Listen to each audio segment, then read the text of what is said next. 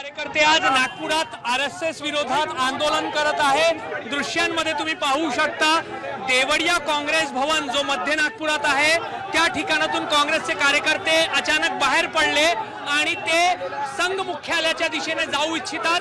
जवळपास 1 किलोमीटर अंतरावर संघ मुख्यालय आहे, मात्र कुठल्याही परवानगी शिवाय आणि पूर्वसूचनेशिवाय हा आंदोलन होत आहे। त्यामुळे पोलिसांनी या आंदोलनाला परवानगी दिलेली नाही आणि पोलीस बाहेर निघालेल्या कार्यकर्त्यांना आत ढकलण्याचा प्रयत्न करत आहे।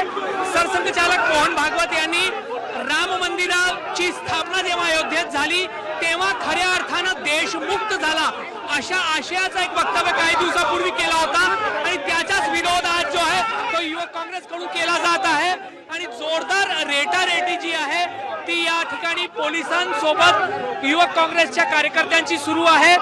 युवक काँग्रेसचे राष्ट्रीय अध्यक्ष उदय भानू चीब हे या ठिकाणी उपस्थित आहे।